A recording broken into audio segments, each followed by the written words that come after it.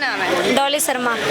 डॉली जी, आज पार्लियामेंट में सत्ता पक्ष ने वक्फ बिल पेश किया है जिसमें संशोधन होने को, तो क्या लगता है कि ये संशोधन जरूरी है नहीं जरूरी है? मैडम जी एक बात बताओ, नई नई कंपनी लाके खड़ी कर रहे हैं कि वक्फ बोर्ड आना चाहिए, कभी ये आना चाहिए कभी वो आना चाहिए, तो हिंदुओं का बोर्ड लाओ ना आप। अच्छा। जब हिंदू राष्ट्र घोषित होगा तो हिंदुओं का भी बोर्ड होना चाहिए भाई ना। उसमें सुप्रीम कोर्ट में केस लड़ सकते तुम, ना हाई कोर्ट में केस लड़ सकते हो, तो ऐसे बोर्ड का करना क्या है? तुम तो लोगों की अवैध जमीनों पे कब्जा करने की सोच रहे, सीधी सी बात है भाई।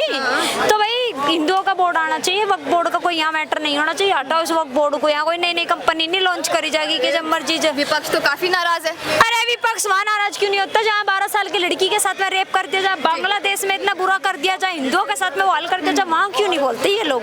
बताओ, फिलिस्तीन के नारे लगाने वाले, फिलिस्तीन के लिए रोने वाले आज हिंदुओं के लिए क्यों नहीं रो रहे? बताओ ना। हिंदुओं को हिंसा बताने वाले एक बात बताओ, वहाँ हिंदुओं ने हिंसा करी या फिर मुसलमानों ने हिंसा करी बांग्लादेश के? बताओ। अरे ये ओवैसी तो कह रहे कि जो है बिल ये बताता है कि भाई जो बीजेपी है सत्ता पक्ष है वो मुसलमानों के खिलाफ। भाई अगर वो मुसलमानों के खिलाफ है तो मुसलमानों को जो ये सुविधा दे रहे हैं तो उसे यूज क्यों कर रहे हैं फिर? बताओ। अगर तुम्हें ऐसा लग रहा है भाई ये जो नई नई सुविधा निकाल रखी है सबका ये भाई यूज कर रहे हैं, हर किसी की सुविधा को प्राप्त कर रहे हैं, तो क्यों कर रहे हो फिर? बताओ।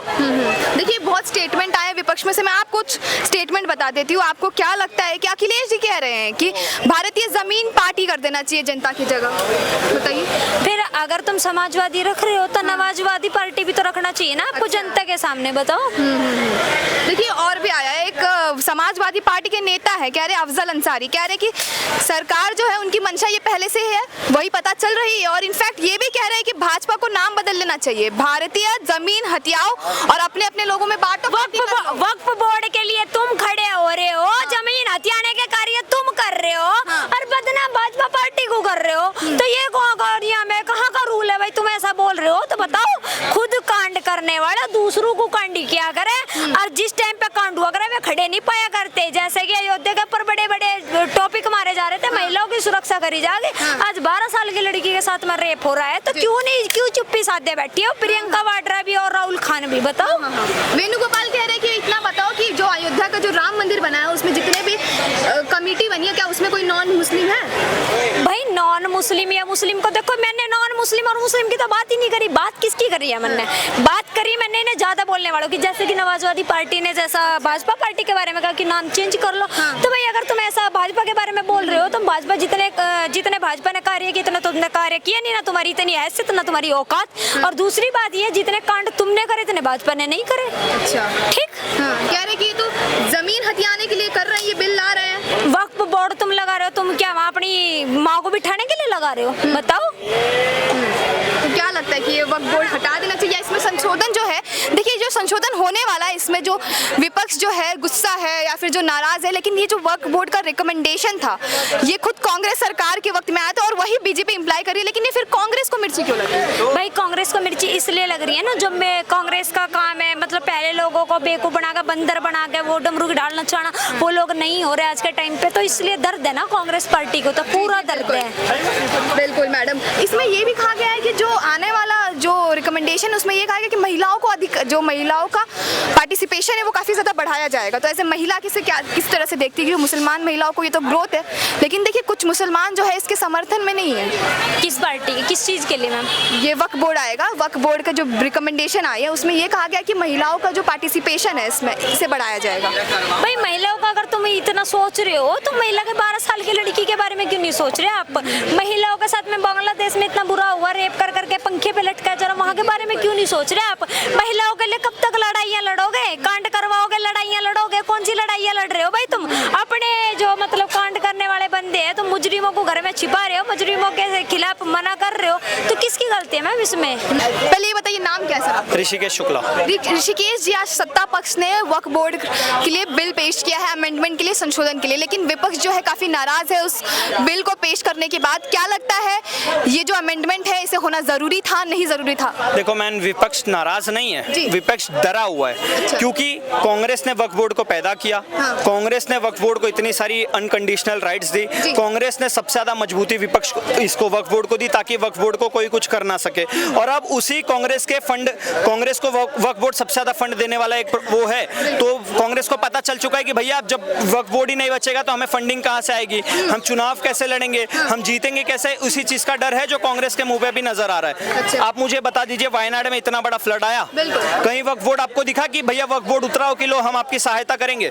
नॉर्थ ईस्ट में इतना बड़ा फ्लड आया, वहां पे कहीं वक्फ बोर्ड नजर नहीं आया। भारत में कहीं भी आपदा आती है उसमें वक्फ बोर्ड नहीं नजर आता। वक्फ बोर्ड कब नजर आता है? जब किसी जगह को कब्जा करना हो, जब किसी मस्जिद को क्लेम करना हो, जब 1300 साल पुरानी मंदिर को क्लेम करना हो, तब वक्फ बोर्ड सबसे आगे आता है। तो भैया वक्फ बोर्ड सबसे बड़ा आतंकवादी बोर्ड है जिसको बंद करने का काम भाजपा कर रही है, इसी वजह से विपक्ष डरा हुआ है। अच्छा, वैसे कह रहे हैं कि आप देश को बांटने का काम कर रहे हैं और ये जो बिल ला रहे हैं इससे साफ पता चलता है कि आप मुसलमानों के दुश्मन हैं। ओवैसी ने तो फलस्तीन पे भी बोला था, जी। 2 रुपए का कुछ फर्क पड़ा।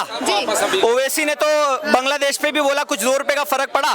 फलस्तीन में आज भी बमबारी हो रही है, भारत में आज भी बीजेपी की सरकार चल रही है और वक्फ बोर्ड बिल पास भी होने वाले लगभग या हो चुका है शायद से।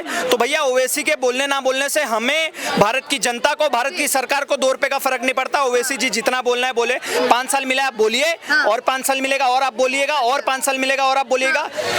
मोदी काल में ना राम राज्य चल रहा है, तो ओवैसी जैसे लोग बोल ले रहे हैं। जिस दिन योगी काल है उस दिन परशुराम राज्य चलेगा, तो ओवैसी जैसे लोग को भारत छोड़ के भागने का भी मौका नहीं मिलेगा। अरे अखिलेश कह रहे हैं कि तुष्टीकरण का बिल है ये। अच्छा, तुष्टीकरण का बिल है, मतलब बीजेपी राज्य में अयोध्या में मंदिर भी बन रहा है, पूरे विश्व का सबसे बड़ा मस्जिद भी बन रहा है, तो तुष्टीकरण हो रहा है। और जिसके राज्य में सिर्फ मदरसे बनते थे, सिर्फ ग्रेवयार्ड बनते थे, सिर्फ मस्जिदें बनती थी, सिर्फ हज पे सब्सिडी दी जाती थी, वो तुष्टीकरण नहीं था। तो भैया जो बीजेपी तुष्टीकरण कर रही है उससे हम खुश हैं, आपका तुष्टीकरण हमें नहीं चाहिए। और अगर आप जैसे सपना देख रहे हो ना तुष्टीकरण आने का, तो भैया वो दिन तो अब कयामत तक नहीं आने वाली। अच्छा, अफजल अंसारी कह रहे हैं समाजवादी पार्टी की कि भारतीय जमीन हथियाओ और अपने अपने लोगों में बांटो, पार्टी नाम रख देना चाहिए। भैया हामिद अंसारी तो, अफजल अंसारी की आपने बात की, हामिद अंसारी तो बोल रहे हैं कि भैया बांग्लादेश जैसा हाल भारत में भी हो सकता है। तो ये लोग पूरे तरीके से सपना देख के बैठे थे कि भैया हमने बंगाल को तो बांग्लादेश बनाने की तैयारी कर दी है, नॉर्थ ईस्ट में तो धीरे धीरे हम मुस्लिमों की मेजोरिटी बढ़ा रहे हैं, इसको भी बांग्लादेश बना ही देंगे।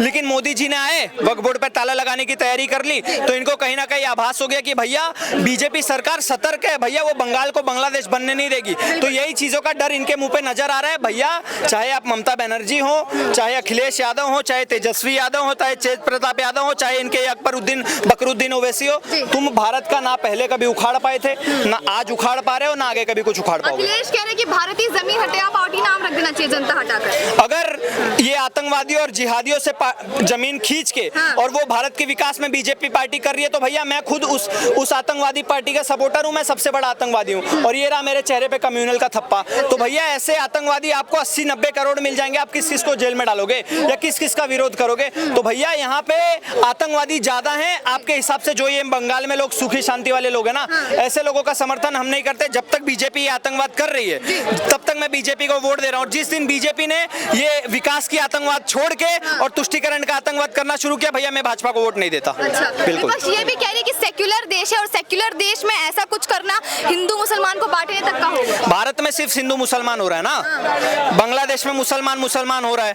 पाकिस्तान में मुसलमान वर्सेस मुसलमान हो रहा है, पेरिस में भी फ्रांस में पेरिस ओलंपिक हो रहा है, वहां पे फ्रांस चल रहा है, वहां क्रिश्चियन वर्सेस मुसलमान हो रहा है, म्यांमार में बुद्धिस्ट वर्सेस मुसलमान हो रहा है। हर जगह पे साला ये मुसलमान फैक्टरी कॉमन क्यों आ जाता है? मैंने नहीं सुना किसी हिंदू या किसी क्रिश्चियन को कॉमन फैक्टर लिया, हर जगह पे मुस्लिम फैक्टर कॉमन हो जाता है। तो भैया आप अपनी, जब तक आप अपनी आसमानी किताब को एक आधार बना के चलेंगे तब तक ये दिक्कत होगी, तब तक कट्टरवाद फैलेगा, तब तक आतंकवाद फैलेगा। जिस दिन आपने आसमानी किताब को छोड़ के और भी भारत की और साइंस की और विज्ञान की पुस्तकें पढ़ना शुरू की ना, उस दिन से ये कट्टरता, ये आतंकवादिता, ये बांग्लादेश जैसा हालत होना बंद हो जाएगा।